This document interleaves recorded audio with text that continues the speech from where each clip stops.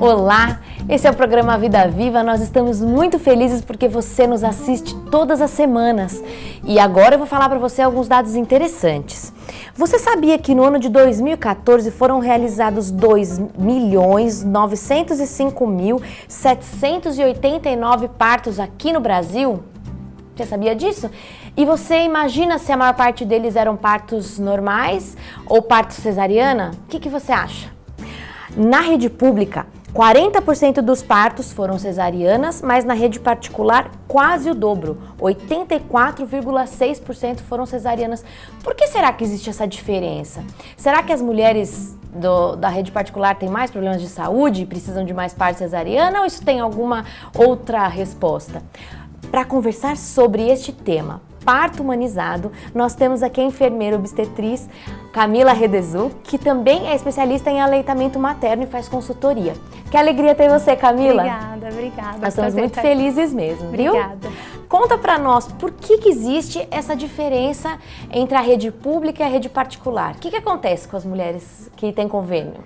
Na verdade, o parto cesáreo, a cesárea é uma cirurgia, né, de médio porte, hoje já considerada de médio porte, e nós sabemos que por conta da questão financeira, nós sabemos que os profissionais que atendem ao parto, muitas vezes eles têm uma agenda lotada, eles têm muitos compromissos e acabam optando por fazer a cesárea, mesmo por comodismo às vezes, ou a pedido da mulher.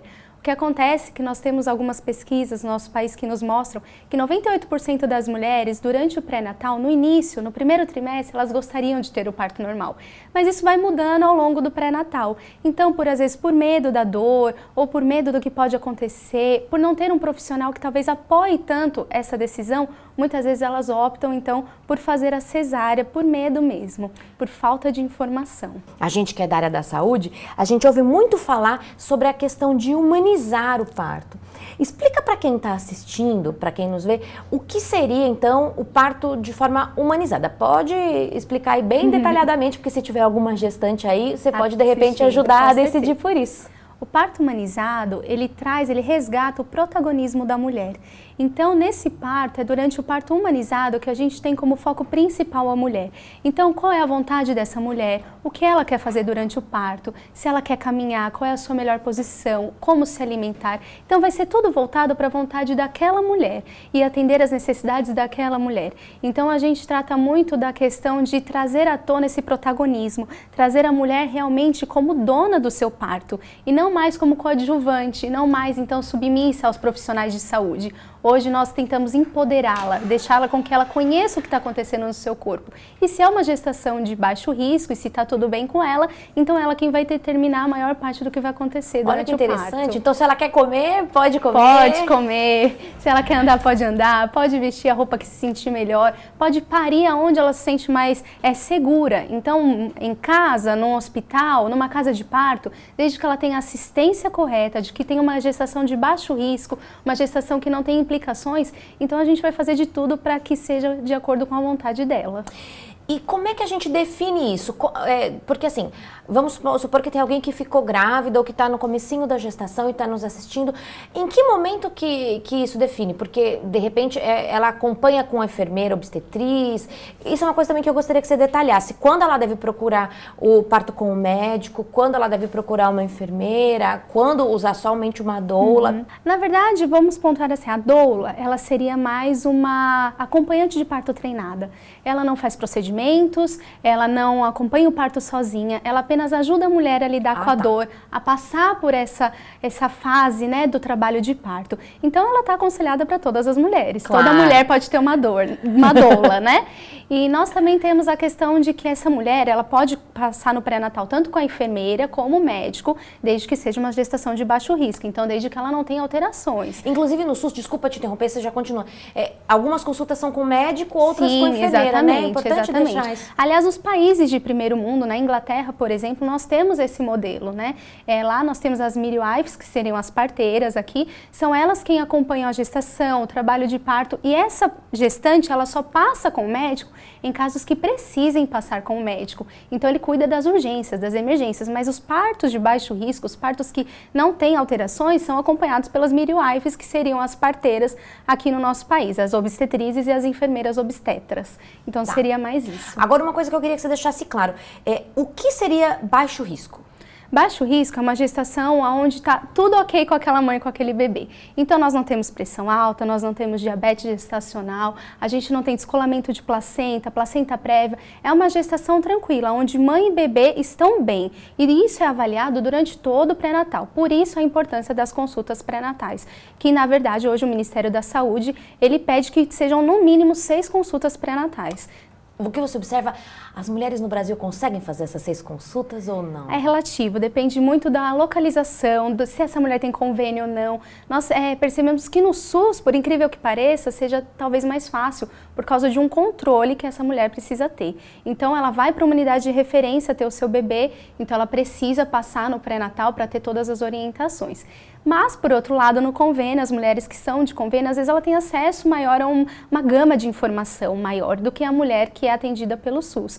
Então, assim, é relativo. A maioria consegue, sim, atingir até mais do que essas consultas, mas no mínimo, para todas, tem que ser no mínimo 6 consultas. Um dado que você explicou aqui que eu achei interessantíssimo é essa questão dos países desenvolvidos fazerem mais partos normais do que aqui no Brasil, né? A gente pensa que essa questão, o esclarecimento não está, o nível de esclarecimento não está relacionado à via de parto, né? A gente pensa, é cesárea, e é o contrário, né? Sim, é o contrário. Quanto mais esclarecida a mulher for, mais elementos ela tem por optar pelo parto humanizado, Exatamente. Né? Lá fora nós temos a questão também de que essa mulher, ela se sente mais segura. Infelizmente, hoje a gente sabe que nos hospitais públicos muitas coisas acontecem. Então a gente tem a diferença entre o parto normal e o parto humanizado. Porque o parto normal é um parto por vias baixas, é apenas um parto vaginal, mas ele tem excesso de medicalização, excesso de interferências, que isso acaba acarretando outros problemas. Então não seria bem um parto, é um parto que traz risco, é um parto que traz medo para as mulheres. Então elas querem fugir disso. E a maioria das mulheres que passam por um parto traumático na rede pública ou que passam por esse parto traumático, na próxima gestação elas vão escolher a cesárea por medo, por falta de informação. Acaba traumatizando. Exatamente. Mesmo, né? Uma coisa que você mencionou como que é a questão da dor. É humanizado, mas aí eu ponho ou não ponho analgésico? Algumas diferenças eu queria que você me dissesse aí, como é que é? Na verdade é assim, a dor ela é relativa. O que é dor para mim, o meu nível de dor não é o mesmo que o seu e não é o mesmo que outra mulher. Então desde o começo da gestação, essa coisa da dor precisa ser tratada. Dor e sofrimento não é a mesma coisa, né? Não necessariamente aquela mulher está com dor, mas ela está sofrendo. E a dor do parto é uma dor que não é constante. Então as contrações elas vêm e vão. E mulheres chegam a dormir entre uma contração e outra. Para você ver como que é uma questão de como lidar com a dor. Então nós temos aí os métodos não farmacológicos para o alívio da dor, que é onde entra a doula, né? Ela vem com uma massagem, ela vem com a explicação, ela vem com exercícios de respiração e tantas outras formas de aliviar essa dor. E quando essa mulher realmente decide que ela quer anestesia, claro, tem uma série de implicações, essa mulher tem que estar consciente de tudo que essa anestesia pode trazer para ela e para o bebê, mas se ela opta pela anestesia, então ela tem que ter acesso a isso e ela pode sim receber a anestesia. Ah, interessante. Uma coisa agora que eu quero te perguntar. Você acha que é seguro, quando a mulher deve ter, você aconselha que ela tenha o seu bebê em locais que não sejam um hospital? Fala um pouquinho sobre isso. Aconselho, claro. Isso é uma vertente mundial, né? Por exemplo, como eu gosto muito de falar na Inglaterra, no Reino Unido, nós temos as midwives e tem até um programa, né, que chama Call the Midwife, onde essas mulheres, desde a antiguidade, elas ligavam para a parteira e a parteira ia até a sua casa realizar o seu parto. Então, o parto em casa, ele não é um bicho de 7 cabeças. Para uma mulher que tem um acompanhamento, para uma mulher que tem uma base assistencial boa, ela pode sim ter seu bebê em casa. E como é que faz quando, por exemplo, E se houver algum problema e ela estiver em casa? Tô fazendo as perguntas de quem estaria nos assistindo. Lógico. Não, mas é assim mesmo. As pessoas têm um pouco de medo, né? Parto em casa, como assim? E a gente se esquece que antigamente se nascia assim e nós estamos aqui passando por isso há tanto tempo, né? Mas na verdade, o profissional que ele atende o parto, a enfermeira obstetra ou obstetriz, que são quem geralmente atende o parto domiciliar, elas são capacitadas, elas são preparadas para atender as urgências e as emergências. E além disso, a gente não leva poucas coisas. Nós levamos muitas coisas. Então, desde um aparelho de ressuscitação até muitas vezes o cilindro de oxigênio, ele está dentro dos nossos materiais. Fora isso, a gente sempre aconselha, as mulheres precisam ter um plano B, um plano de backup, um médico de backup. Esse médico está sempre acompanhando, está sempre com a equipe, então muitas vezes a gente liga para ele e qualquer problema que tiver, a gente detecta antes, é possível a gente prever algum problema e transferir essa mulher para um hospital. Então é tudo muito bem planejado e calculado para não pôr em risco nem a mãe e nem o bebê, que é o principal foco dessa assistência. Acho importante a gente esclarecer para quem está nos assistindo que grande parte das complicações a gente consegue prever mesmo no pré-natal, às vezes pelo tamanho do bebê, a posição em que o bebê está, a gente consegue imaginar quando a coisa pode não evoluir Exatamente. muito bem, né? Ou quando é gemelar, que foi o meu caso. Infelizmente eu não pude ter parto normal, meus bebezinhos nasceram por parto cesárea, mas eu tive descolamento de placenta. Que é o principal indicativo. Então, um descolamento de placenta, uma placenta prévia com inserção total, um prolapso de cordão, são coisas que não tem como discutir, são indicações reais de cesárea. E é legal a gente falar também que a cesárea ela é uma cirurgia criada para salvar vidas.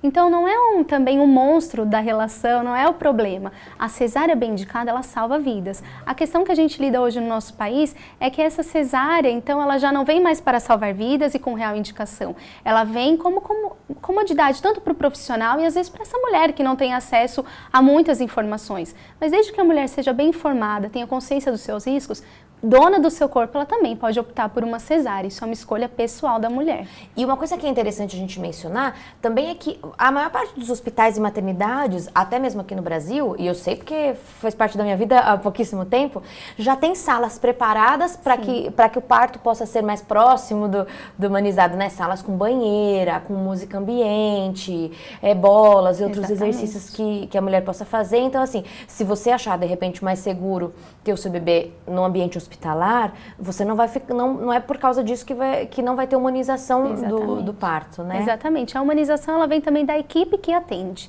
Então, a importância do profissional acreditar que a mulher é capaz de parir, que essa mulher ela foi criada para isso e que se ela está bem e não tem nada que vá contra isso, ela pode parir, ela é capaz. Então, a humanização ela vem também dessa equipe que vai atender, não só da mulher estudar, claro, é necessário, ela precisa conhecer o seu corpo, mas também desse profissional. Agora a gente precisa capacitar os nossos profissionais para entender de que nós mulheres somos capazes de parir, sim. É isso mesmo. E você está assistindo o programa Vida Viva. Hoje o tema está interessante demais, pelo menos para mim, que acabei de ter 2 bebezinhos, né? O assunto de hoje é parto humanizado. Quem está nos esclarecendo todas as dúvidas sobre esse assunto é a enfermeira obstetra Camila Redezuk, que também é consultora em amamentação, mas antes de falar um pouquinho mais sobre esse assunto do parto com ela, eu quero te convidar para vir conhecer a comunidade adventista de São Caetano do Sul, que é quem patrocina esse programa. Se a igreja de São Caetano fica um pouquinho longe para você, você pode entrar nesse site que está aparecendo aqui no seu vídeo, Encontre uma Igreja, e você vai encontrar alguma comunidade que seja muito semelhante a essa aqui, que esteja mais próximo da sua casa. Mas, na verdade, a mensagem que eu quero deixar para você é a seguinte, que você procure conhecer, porque temas como esse, nós estamos sempre interessados em falar sobre bem-estar da sua família, em que você tenha mais saúde, em que você tenha melhores relações de trabalho, que você possa viver melhor. Então, por isso eu te faço o convite, mas não é somente por isso, a gente deseja que você viva melhor aqui nessa terra, mas a gente também deseja que você conheça melhor o nosso Deus, que realmente nos dá a esperança. E por falar em esperança, eu quero te convidar, porque aqui na igreja, na comunidade de São Caetano, vai acontecer agora, do dia 17 ao dia 24 de outubro, um programa que se chama Viva com Esperança. Nós temos, nesse mundo que acontece tantos problemas, se a gente começa a assistir os jornais e pensar tanta tragédia que acontece todos os dias, às vezes a gente pode pensar que para esse mundo não tem mais esperança, mas não é verdade. Nós temos uma esperança, a esperança de que todos esses males vão findar. A gente deve aprender mais sobre o nosso Criador e é por isso que eu convido você a estar aqui. Durante a semana, durante as noites, né, serão de segunda a sexta às 20 horas, também temos nos sábados às 9 da manhã e aos domingos também às 9 da manhã. Durante essa semana toda nós esperamos por você. Além disso, quero te convidar para curtir a nossa página no Facebook, a acessar os nossos vídeos no YouTube, de repente algum programa que você achou muito legal, ou esse mesmo aqui, tem alguma gestante que você conheça que quer encorajar teu parto de forma humanizada, convida essa pessoa para assistir, acessa lá o nosso link, manda perguntas, manda sugestões de temas, nós estamos muito interessados em ouvir você.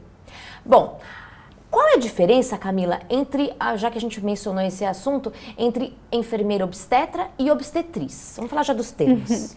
A enfermeira obstetra, ela cursa a faculdade de enfermagem, faz uma especialização em obstetrícia. Ela é apta a atender os partos naturais, normais, e a obstetriz, ela faz uma faculdade só voltada para essa área. Então são 4 anos, a única lugar agora que oferece esse curso para a gente é a USP Leste. Então são 4 anos somente estudando sobre assistência ao parto, o puerpério, pré-natal. Então é bem focado. Seriam as nossas parteiras, correspondente às midwives que eu falei no bloco anterior. Uhum. Quer dizer, às vezes a gente pensa que fica um pouco inseguro por não estar sendo atendida somente por médico, mas não. A enfermeira, a obstetra e a obstetriz têm preparo suficiente, né? Tem, total. Agora quero que você mencione, porque o ano passado, foi mês de julho, 6 de julho, saiu uma determinação da Agência Nacional de Saúde, que é a ANS, recomendando e estimulando o parto normal. E aí começou um rebuliço, né? Com essa história de mulheres que não conseguiam mais médicos que fizessem o seu parto. Aconteceu, eu soube muito porque eu estava gestante, né? E muitas vezes acontecia do médico fazer o pré-natal, mas na hora do parto ele fala assim, não, você tem que ir com o plantonista. Explica para quem está nos assistindo que problema foi esse aí e como é que está a legislação no Brasil neste momento. Na verdade, então, por conta dessas altas taxas de cesárea no nosso país, teve que ser feito, então, uma intervenção. Mesmo porque, como eu disse, a cesárea ela é uma cirurgia de médio porte, cheia de risco, aumento de infecção, hemorragia, placenta creta, várias coisas que podem acontecer para essa mulher. Então, a gente precisava criar nessas mulheres a consciência de que o parto normal, ele não é tão ruim, ao contrário, ele é fisiológico, a mulher pode parir se ela assim desejar. E foi-se, então, feito essa intervenção. O que aconteceu é mais para o nível do profissional. Nós tínhamos médicos e as mulheres em casa podem consultar se os médicos que elas estão passando, a taxa de cesárea que esses médicos têm. Isso tem que ficar visível, né? Disponível. Isso, agora elas podem entrar no site e ver se qual é a taxa, a porcentagem de partos cesáreas e normal que esse médico atende. Até porque ela possa escolher de acordo com o perfil dela. E o que acontecia era, como eu disse antes, a gente tinha muitas mulheres que no pré-natal elas queriam parto normal, mas elas acabavam sendo convencidas a optar pela cesárea para que isso de certa forma fosse um pouco mais cômodo para o profissional. Então a gente precisava criar essa consciência e foi-se feita então essa nova normativa. E agora, na verdade, não é que não vai mais ter cesárea, que o médico não pode fazer cesárea, não é isso. A intenção é somente deixar que essas mulheres tenham maior conhecimento sobre o parto normal. Então, antes de optar pela cesárea, ela precisa assinar um termo e o médico precisa explicar para ela o que vai acontecer, os riscos da cesárea, elas têm que estar conscientes disso. Quem faz a escolha da via de parto hoje em dia? É a mulher, ou é o médico, ou é a enfermeira? Quem é que escolhe? Na verdade, hoje, na realidade do nosso país, a maioria das escolhas são feitas pelos médicos. Mas o ideal é que a mulher escolha. É claro, tem casos assim, por exemplo, o que eu falei, estava grávida de 2 bebês, eles estavam numa posição que eram desfavoráveis, estavam transversos, além disso eu tive o descolamento de placenta, eu não tive escolha. Mas a escolha, então você aconselha que seja feita pela mulher. Pela mulher. Em casos em que não são coisas como o que aconteceu com você. Então, por exemplo, o parto gemelar, ele até pode ser normal, desde que os bebês estejam em posição adequada para isso, desde que a mãe esteja bem, desde que a mãe queira ter um parto normal gemelar. Então ela pode sim ter, mas muitos dos casos não é isso que acontece. Então o médico acaba ele escolhendo pela mulher ou ele desencorajando a escolha da mulher. Então a gente escuta muito isso. Você vai ter parto normal? Corajosa, hein? Olha, tem que ter coragem. Então isso já é uma forma de dizer para aquela mulher que ela não vai ser capaz, que ela não deve optar por esse parto, né? Aquelas histórias que a gente escuta, olha, a tia da prima da minha vizinha, ela morreu no parto. E isso é algo muito vago, é algo que cria nessa mulher uma incerteza sobre o que ela quer, né, para a sua via de nascimento. Então, é necessário que a mulher tenha conhecimento, que ela estude também, porque o estudo hoje em dia é para todas nós, para todas as mulheres, para todas as pessoas. Não é necessário cursar uma universidade. Você, claro, precisa para ter um pouco mais de aprofundamento no tema, mas você pode conhecer sobre o seu corpo. E questionar, né? Não aceitar somente aquilo que te colocam, porque nós somos seres que têm capacidade de discernir, exatamente, que a gente faça perguntas, tire as dúvidas para que a gente possa fazer a decisão mais adequada, exatamente, né? Agora eu queria que você falasse, Camila, sobre as consequências de uma outra via de parto, de uma escolha no que diz respeito à recuperação talvez materna, mas também um pouco o foco para o bebê, o aleitamento materno, que é totalmente diferente, né? Que você bem diferente. Sobre Na cesárea, a gente tem vários riscos, como eu citei. Então, risco de hemorragia, um risco aumentado de infecção, um risco também de... Só anestesia, a sedação já é um risco para essa mulher, porque ela pode ter uma taxa maior de mortalidade materna só pela anestesia. Tem também a questão da endometriose, da placenta creta e de tantas outras coisas. Fala para as pessoas o que é placenta creta. A placenta creta é quando a gente tem a inserção da placenta, ela fica num local, no útero, e na hora dela sair, vamos bem simplificar, ela fica presa. Ah, entendi. Bem simplificado. Acho que ficou claro. Essa placenta, então, ela fica presa, né? Ela não sairia do útero com facilidade na hora de sair a placenta. E isso acontece, quanto mais cesáreas você tem, então maior os riscos que essa cirurgia traz. No parto normal, não. Quanto maior o número de partos essa mulher passou, mais fácil é passar pelo trabalho de parto, né? E além disso, para o bebê, nós temos aí, na cesárea, nós temos aqui no nosso país, uma taxa altíssima de iatrogenia, prematuros iatrogênicos. O que é iatrogenia? Então, são esses prematuros que nascem por erro de cálculo. Então, a mulher está com 38 semanas, antes da hora. 38 semanas, ele vai para o hospital, vamos já operar, vamos fazer a cesárea, 38 semanas, seu bebê está bem. Só que a gente nunca tem como saber qual foi a real data que aquela mulher engravidou certinho. Então, a chance disso acontecer é grande. Bebês que vão para a UTI, né? Então, a gente escuta muito assim, esse bebê nasceu cansadinho, ele tem que ir para a UTI. Quando, na verdade, ele só não estava pronto para nascer. E o parto normal, não. Nós vamos tentar, ao máximo, respeitar a fisiologia do nascimento. Quando esse bebê nascer no parto humanizado, esse bebê vem para o colo da sua mãe, ele amamenta na primeira hora de vida, então a gente estabelece um vínculo maior, não que as mães de cesárea não tenham, claro, mas esse vínculo ele demora um pouco mais para acontecer. Esse bebê vai para um berçário e no parto humanizado ele fica com sua mãe, ele mama na primeira hora de vida, então tem todo um processo diferenciado. Camila, foi uma conversa muito gostosa, quero que você volte mais vezes para falarmos sobre outros assuntos relacionados à sua área de atuação. Foi muito bom mesmo, obrigada, viu? Agora, antes de a gente se despedir, eu quero que você fale uma mensagem para as pessoas que estão nos ouvindo sobre o que você acha mais importante que elas guardem. Bom, você que está assistindo a gente, você mulher, homem, família, é importante que nós possamos resgatar o protagonismo feminino, que nós possamos voltar um pouquinho e tentar trazer para as mulheres, para as mães, essa coisa do aconchego, essa coisa do carinho, essa coisa de mãe e filho ficarem bem pertinho um do outro, por que não? Então, se nós podemos resgatar este momento entre mãe e filho, que façamos isso, pois com certeza para a vida inteira vai ser uma transformação para essa família. Que maravilha! Como eu te falei, realmente estamos muito felizes pela sua ajuda aqui para que a gente pudesse entender um pouco mais sobre esse assunto, viu? E a você que ficou conosco durante mais este programa, aprendeu um pouco mais, nós gostaríamos de agradecer a sua presença, mas mais do que isso, nós estamos falando aqui sobre maternidade e paternidade e que você possa se lembrar que além de nós termos amor pelos nossos filhos, essa coisa do nascer, do aconchego que a gente disse, assim também o nosso Pai nos ama. Ele ama a mim, Ele ama você que nos está assistindo e Ele deseja que você viva cada dia mais feliz. Procure ler a Bíblia e saber mais sobre esse Pai que tanto te ama. Fique agora com uma mensagem espiritual que foi totalmente preparada com tanto carinho para você.